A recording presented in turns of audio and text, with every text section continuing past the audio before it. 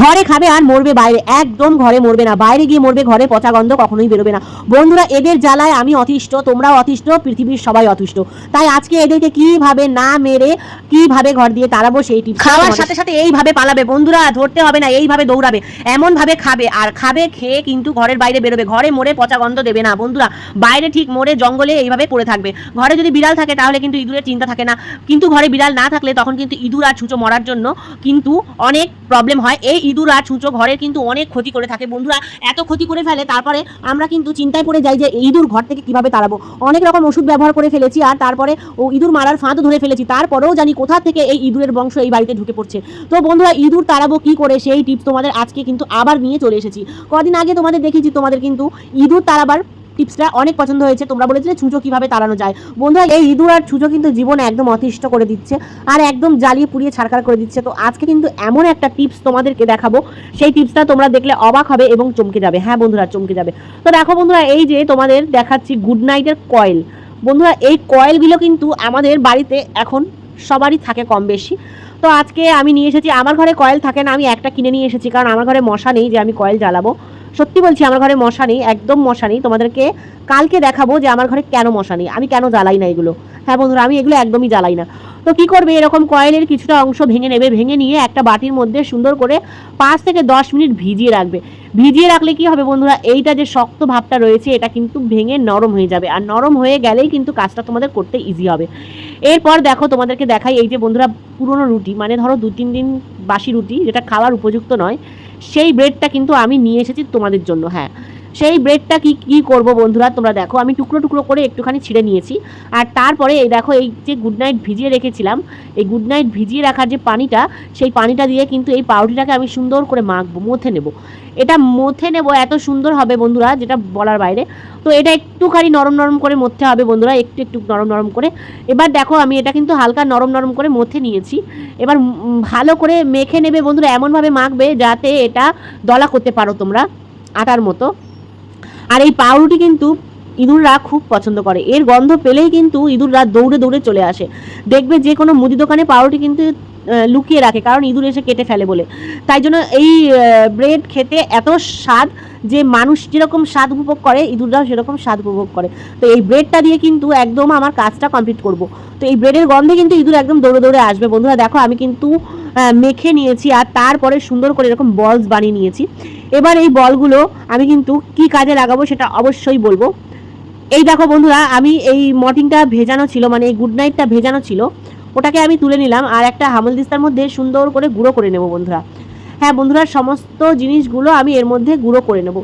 এবার গুঁড়ো করে নেওয়ার পরে দেখো হালকা হালকা পানি রয়েছে বলে কিন্তু এটা কিন্তু ড্রাই হয়নি, একটু নরম নরমই আছে। তো নরম নরম হলে কিন্তু তোমাদের কাজটা করতে অনেকটা সুবিধা হবে। তো এবার দেখো আমি কি করি, নিয়ে নিলাম এই গুড নাইটটাকে ভেঙে গুঁড়ো গুঁড়ো করে সুন্দর করে একটা দেখো কালারও এসছে লাল কালার।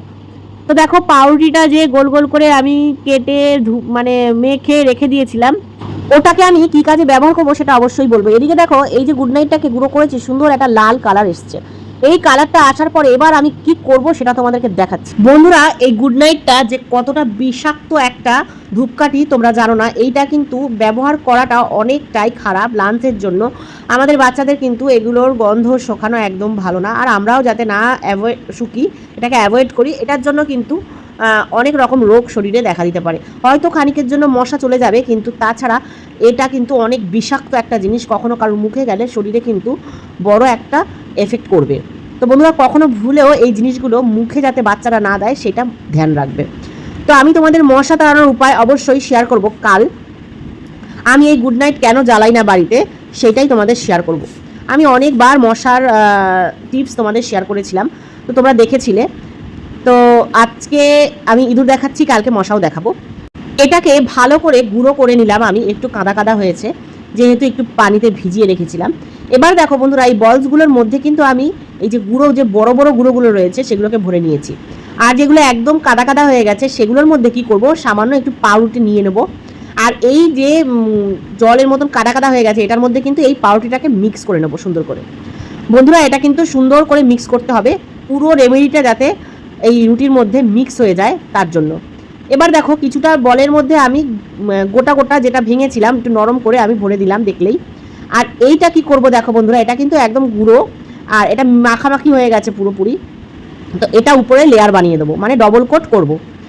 এটা করার পরে কি করব বন্ধুরা দেখো, আজকে তোমাদেরকে এত সুন্দর একটা টিপস দেখাচ্ছি, তোমরা অবাক হয়ে যাবে। যাদের ঘরে ইঁদুরের উৎপাত তারা কিন্তু এটা অবশ্যই ব্যবহার করবে।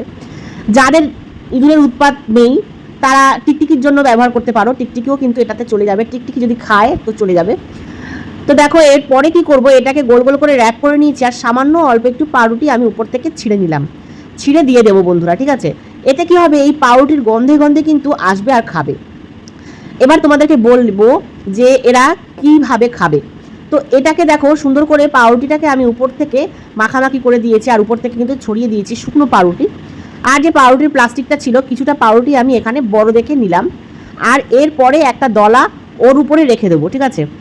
এই যে দেখছো পাউরুটিটার দলা বানিয়েছি, এই দলাটা কিন্তু একটা শুকনো পাউরুটির উপর আমি রেখে দেবো আর তারপরে টুকরো টুকরো করে এইভাবে ছড়িয়ে দেবো। বন্ধুরা এতে কি হবে, এর গন্ধে মানে এই শুকনো পাউরুটির গন্ধে কিন্তু এটা খাবে আর এদের কিন্তু হোশ থাকবে না। পাউরুটি খেতে খেতে কিন্তু কখন যে এই গুড নাইটটা খেয়ে ফেলবে ওরা কিন্তু বুঝতেও পারবে না। আর এটা খাওয়ার পরে পরে এই শরীরে একটা রিয়াকশন তৈরি হবে আর এই রিয়াকশনের জন্য ঘর থেকে বেরোনোর জন্য একদম লাফালাফি করবে, ঘর থেকে বেরিয়ে কিন্তু একদম মরেই যাবে, বাঁচবে না। আর বন্ধুরা যখন এই রেমেডিটা তোমরা ইউজ করবে মনে রাখবে রান্নাঘর কিন্তু সব সময় পরিষ্কার রাখতে হবে। যেখানে যেখানে এই রেমেডিটাকে রাখবে সেখানে সেখানে পরিষ্কার পরিচ্ছন্নতার সাথে রাখবে, যাতে অন্য কোনো খাবার না থাকে, শুধুমাত্র এই খাবারটাই থাকে। রান্নাঘরে কোনো এঁঠো বাসন রাখবে না, রাত্রেবেলায় রান্নাঘর পুরো পরিষ্কার করে যেখানে যেখানে দেবে সেসব জায়গায় কিন্তু কোনো রকম জল যাতে না থাকে এটা মাথায় রাখবে। জল থাকলেই কিন্তু এরা আবার বেঁচে যাবে, কারণ এটা খাওয়ার পরে জল খুঁজবে, জল খেলে পরে কিন্তু একদম বেঁচে যাবে আর মরবে না। তাই জল যেন না থাকে আর পুরো যেন নিট অ্যান্ড ক্লিন থাকে, রান্নাঘরে যেন কোনো রকম নোংরা না থাকে। ভিডিওটা ভালো লাগে লাইক কমেন্ট করে পাশে থেকেও। আল্লাহ হাফিজ।